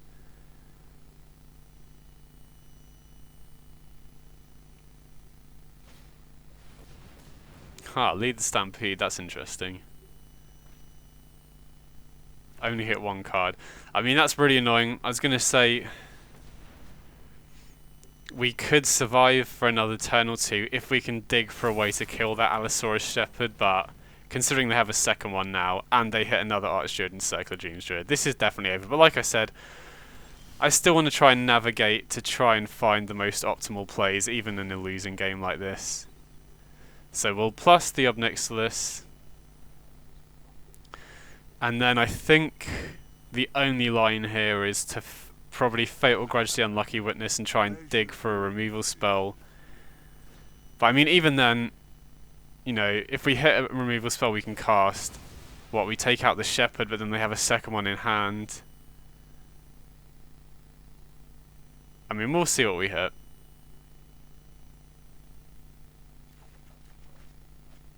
Okay, we hit a Rite of Oblivion, so if we draw a land off this Fatal Grudge, we can kill one of their creatures, which, if they didn't have the Allosaurus Shepherd in hand, I think the best creature to kill is the Allosaurus Shepherd on board. And then they would need to rely on their War Master to pump their team, which requires a much higher mana investment. Plus, the buff that the Shepherd gives is way more. You know, it gives essentially +4/+4 to all of their creatures. So we can sack the Shambling Ghast here, create a treasure to play the Doom Traveller. Obviously this isn't going to be enough, but I like trying to find optimal lines even in losing games like this. So, and then we can minus to produce another chump blocker here, and then play Doom Traveller. I mean, maybe the opponent just forgets to play the Shepherd, but I mean, even then we still lose. Okay, let's just pass the turn here.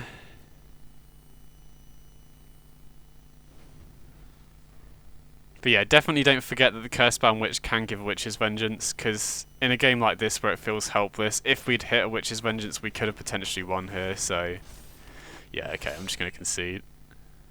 So that was a bit rough, but we did mull to 5 and we didn't have any interaction early on. Whereas post-sideboard we've got a lot of stuff. We've got Fatal Push, Meathook Massacre is insane in this matchup. Rite of Oblivion is nice. Obnixilis is obviously going to be cut here, it doesn't really do much. And for once I think I'm going to cut Fatal Grudge.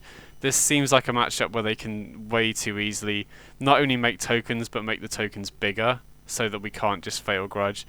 I think I'm going to trim a creature as well, and even though Cursebound Witch can find Witch's Vengeance, the odds, you know, you can't rely on that. I think it's much more reliable to keep Doom Traveller, Shambling Ghast in the deck, because they're much better cards with Yawgmoth. They allow you to pick apart the opponent's board a lot easily, whereas, you know, hitting Witch's Vengeance off a Witch is obviously insane in this matchup, but you don't want to be relying on that to win. So we'll obviously go first here, and yeah, this hand looks a lot better. We actually have early removal, which is really important. So unfortunately I think we might have to play this pathway on black, just to ensure that we can play the Rite of Oblivion. But considering we've cut a lot of the red cards from the deck, hopefully that shouldn't end up costing us. You know, the only red cards we've got left are the Unlucky Witness and a couple of copies of Fatal Grudge. We've taken Obnixilis out now, so... But yeah, this hand looks reasonable. And I think if we can set up Yawgmoth against Elves, it's going to be really hard for them to win, because even their most important creatures don't tend to have more than 1 or 2 toughness.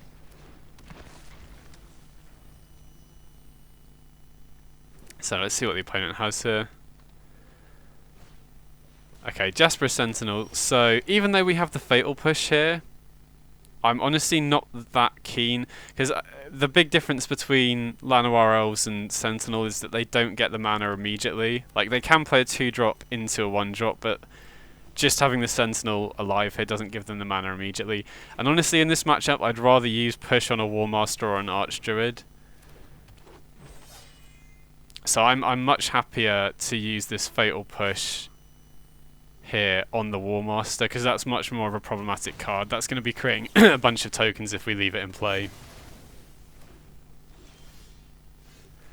Okay, now we can play this on red just to ensure that we can play any witnesses we draw. And just got a pass here. And thankfully we've got the extra land for Yawgmoth here, which is really nice as well. We can now kill Archdruid with the Shambling Ghast and the Yawgmoth. Okay, Circle of Dreams Druid, so that's a card we're going to have to kill straight away. We do have Rite of Oblivion we could use, but since it's a 1 toughness creature, I think we're much more interested in killing that with the Yawgmoth here. So it looks like they have something else they can play off the Sentinel. Okay, they've got another Sentinel. So I think we're just going to slam the Yawgmoth here, and we need to kill the Circle of Dreams Druid. So we'll sack the... Actually, we could sack the Shambling Ghast, put the counter off the Yawgmoth on a Sentinel, and then kill the Circle of Dreams Druid with the Shambling Ghast. But I feel like getting a treasure token is much more important here, because if we don't draw a creature here, the treasure token enables us to play Rite of Oblivion, sacking the treasure instead of Yawgmoth. But since we drew the Unlucky Witness, I'm happy to just play it here. But yeah, if we hadn't drawn a creature there, having that treasure to sack the Rite of Oblivion is really big, because otherwise if they play an Archdruid here, we would have to sack the Yawgmoth to a Rite of Oblivion, which would be really bad. It would put us pretty far behind on tempo. Okay, so they have company. Let's see what they hit here. Okay, so they do have an Archdruid. I'm very glad they did that during the main phase, because now that gives us the option to Rite of Oblivion the Archdruid. Had we not... Well, if we don't draw another creature for this turn, if they'd have used that company at the end of our turn, we might not be able to kill the Archdruid, which would be really problematic. But since they played that during the main phase, we can now just Rite of Oblivion it, which is really nice.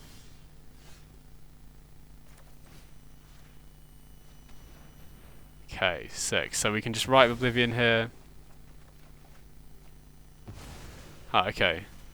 So Fatal Grudge is interesting, but I think we're much more interested in getting Doom Traveller in play, because Doom Traveller, alongside Yawgmoth, basically just acts as... Well, it's a way that we can give creatures of theirs -2/-2 until end of turn, because we can sack the Doom Traveller and the Spirit token it creates as well.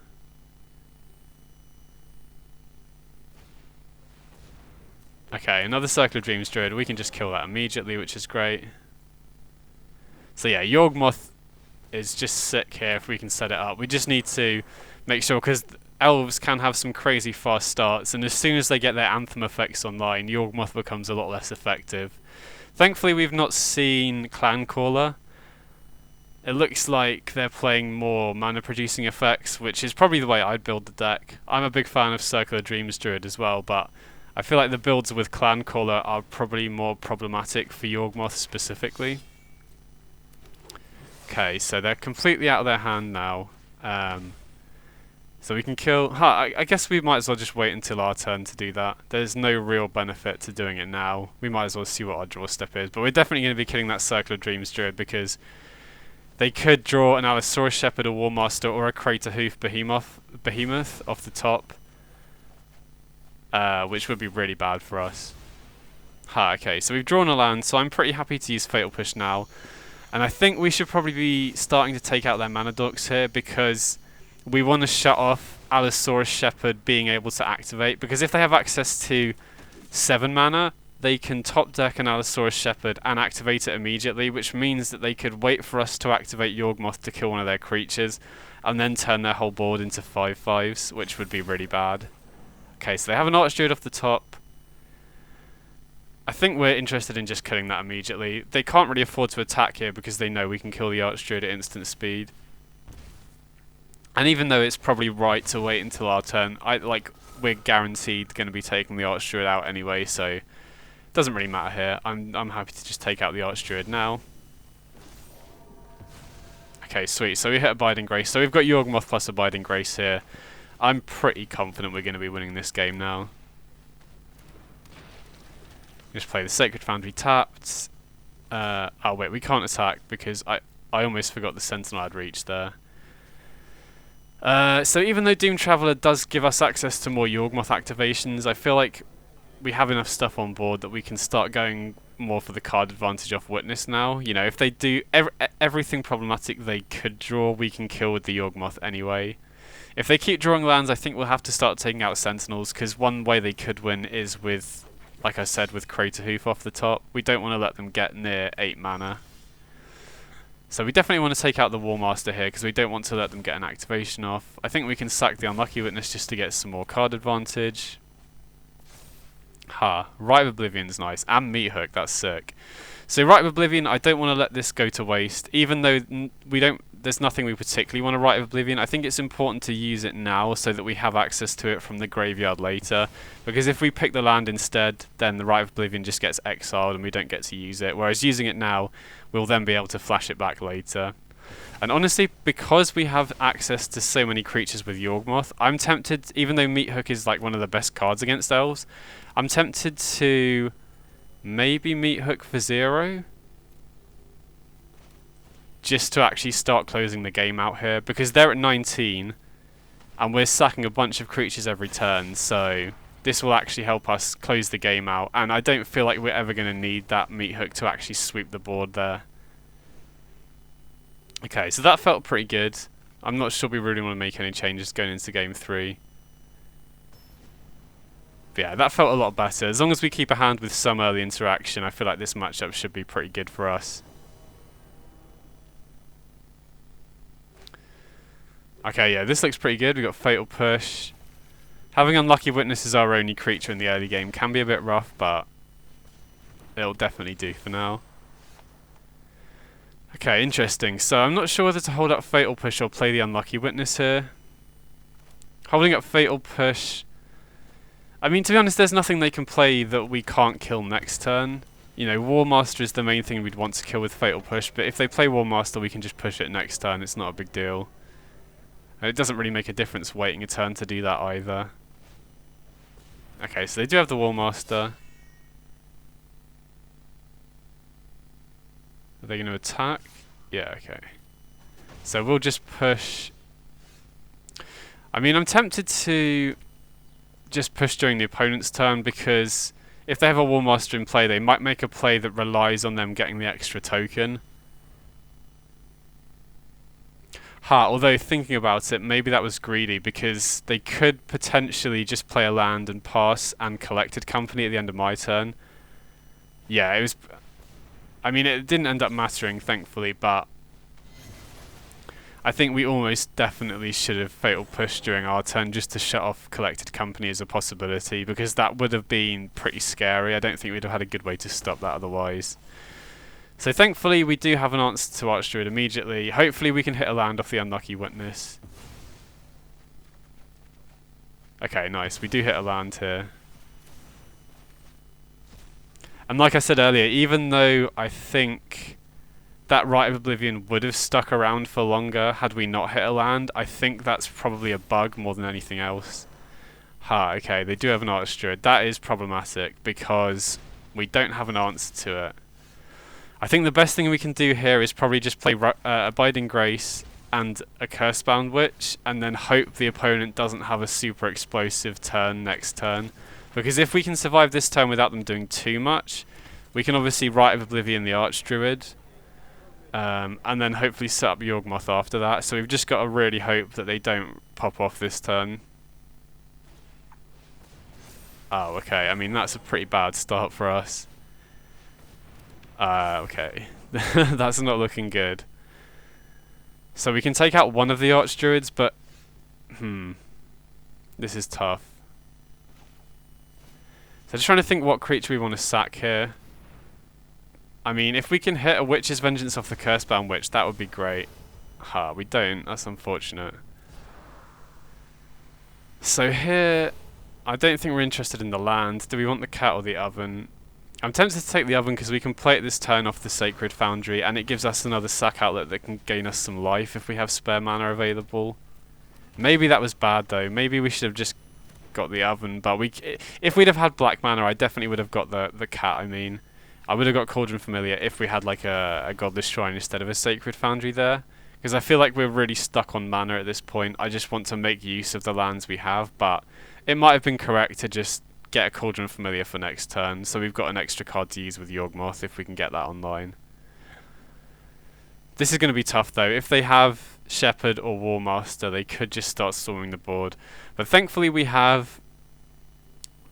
hit Witch's Vengeance off Cursebound Witch, and we can hit Meathook Massacre off the Unlucky Witness or by drawing. I think they have so much on board that we kind of need a sweeper at this point.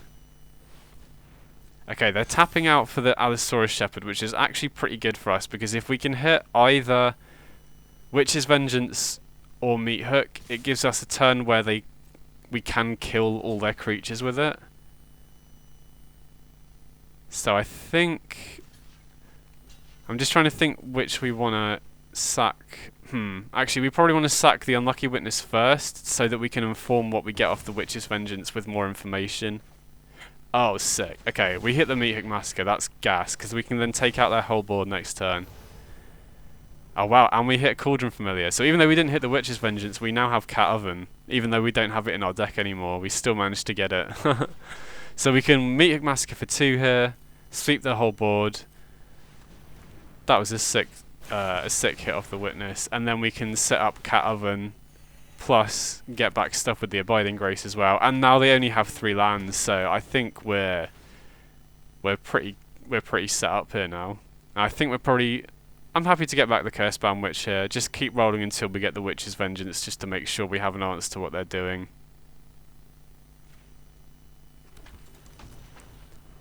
And yeah, since they've only got 3 lands, it's going to be so hard for them to rebuild from here, I think. Yeah, nice.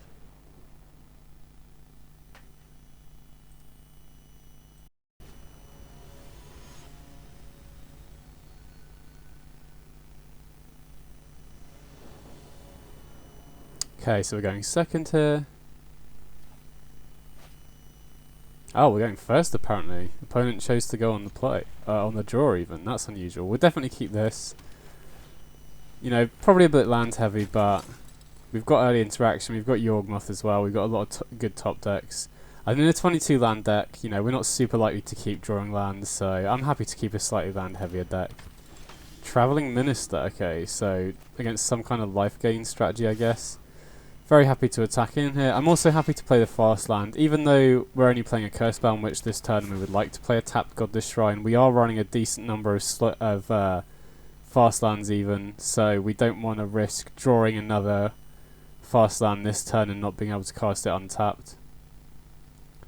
So against the life gain strategy, I mean, we kill pretty slowly anyway, but most of the life gain creatures are kind of individual creatures like Voice of the Blessed and Trelisara that we can just take out with stuff like Rite of Oblivion. So overall, I think, you know, my experience against the Heliod combo deck, for example, has been that it's pretty favoured because you just have so much removal against them, especially if you can get Yawgmoth online. Okay, so they do have Apparition here. Well, they can take Cursebound Witch, sure. But I mean, Doom Traveller with Yawgmoth is potentially even better than the Cursebound Witch anyway, because it counts as 2 different activations. So I think getting Yawgmoth online, unless they're running something that I'm not expecting, should put us in a really good position here, because as things stand, we can already take out their whole board if we wanted to with the Yawgmoth and draw like 5 cards, which is just insane.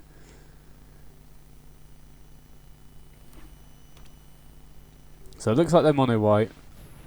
Leonin War Leader. Okay, that is a card we can take out, but thankfully we have Rite of Oblivion in hand. I think I'd rather use Rite of Oblivion than use 4 Yawgmoth activations on it. Now that is a human, so Yawgmoth has protection from it, which is great.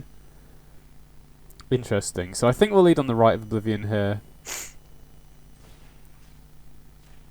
take out the War Leader, and then, you know, we could use 4 Yawgmoth activations to take out the War Leader, which would draw us 4 cards, but then it would mean that we don't have a good way to kill anything else they play. We could have also played Deadly Dispute here, but I think I'm more interested in just getting more creatures into play just to ensure that we can take out whatever they play. I'm happy to attack here with the... or I want to attack here with the Yawgmoth because they could be running Righteous Valkyrie, and I want to keep them away from 27 life, because one way they could get back into it and make it very difficult for the Yawgmoth is if they give their whole team +2/+2 off the Valkyrie. So it looks like they're going to take out the Yawgmoth here. I think we just have to sack a load of stuff in response. I think I'm happy to take out the Apparition first, just so we get another counter that we can sack.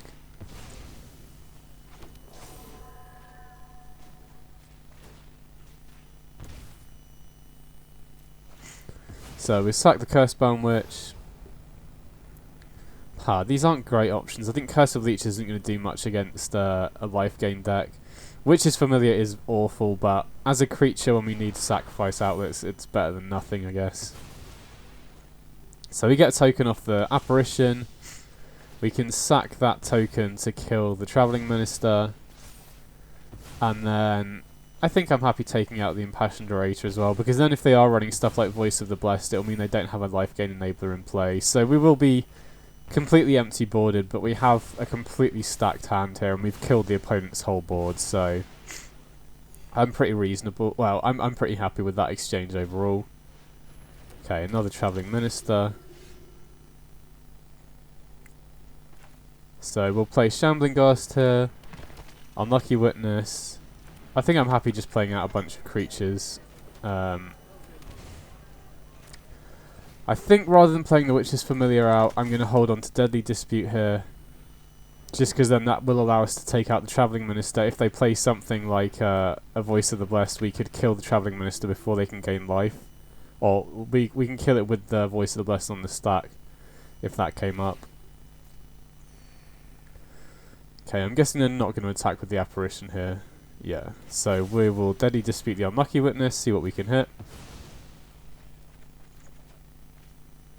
Okay, Fatal Grudge is pretty nice. So we'll Fatal Grudge. Actually, wait, we should definitely Fatal Grudge the Shambling Ghast, because we can Fatal Grudge the Shambling Ghast and kill the Travelling Minister off the -1/-1 ability. And then that will force them to sack probably the Orator. I doubt they'd want to... I guess it depends if they need the life gain. They could sack the Apparition and give us a 4/4 token. No, okay, they don't. And then I've just got to decide whether we want to keep up Deadly Dispute here. Yeah, I think we do.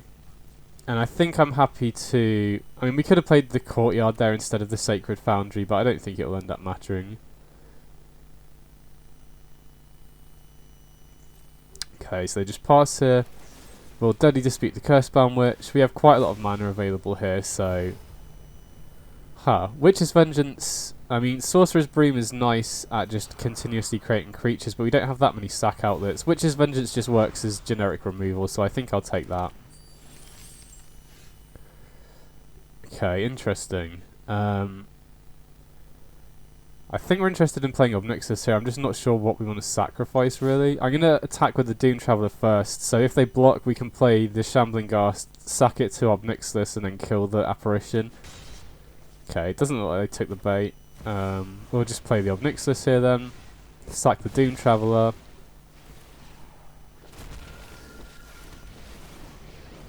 And then we'll get we'll minus to get a token, just to stop them attacking him with the Apparition, even if they kill the 1/1.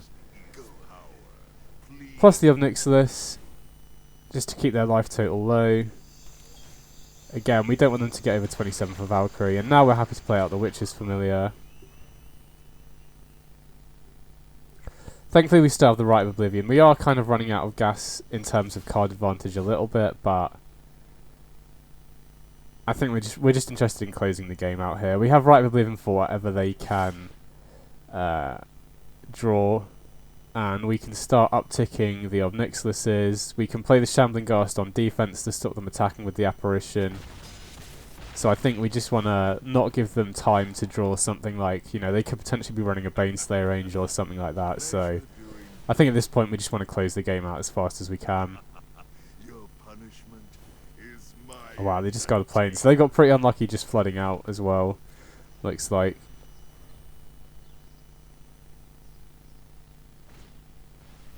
Okay, another Orator.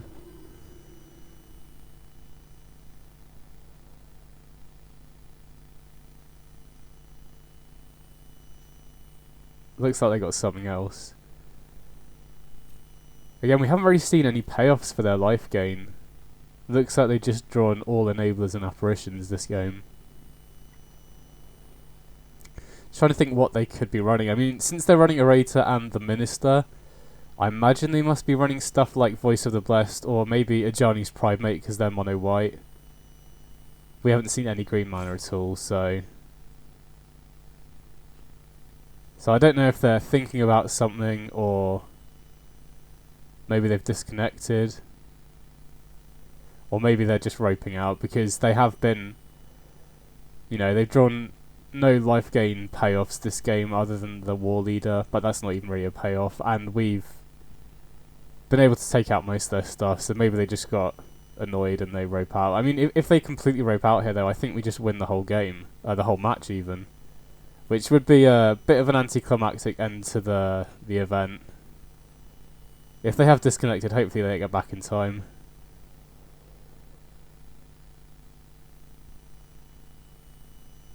But we'll see. But yeah, overall, even against life gain decks, I've faced the Heliod combo deck 2 or 3 times with this deck, and it feels really good. You know, we have so much interaction. Yawgmoth is great, assuming they don't have a huge creature of like a Voice of the Blessed or Tridosara, but with Fatal Grudge and Rite of Oblivion and Fatal Push post sideboard, we have really effective ways to take their stuff out, and keeping them off their creatures. You know, Heliod combo deck really struggles to beat decks with lots of removal, so, and Angels similarly, you know, their worst matchup is Control because of all the interaction. So in general, I think life gain decks, even though we're a sacrifice deck where you think life gain decks aren't that great, we've been pretty effective from my experience. Okay, so they did time out. Let's just attack with everything.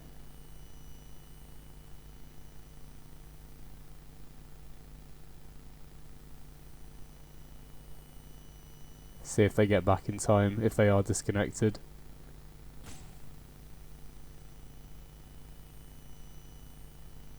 See, I don't. If they're not disconnected, I don't understand why they don't just concede. Is what it is, though. I mean, if we win this, we get the 5-0, but it is a shame if they do time out here that the event ends like this, but we'll take it if it does, for sure.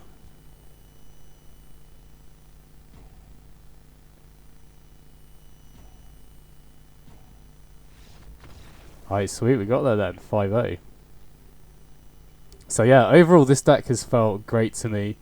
The previous white-black deck was one of my favourite decks to play, and I managed to do really well with that, so the one slight downside obviously is the mana base is a bit shaky in this deck. I feel I've got it to a point where it's decent though, and with the new additions I think this deck has got even better, so I definitely think this is one of the best decks in the format.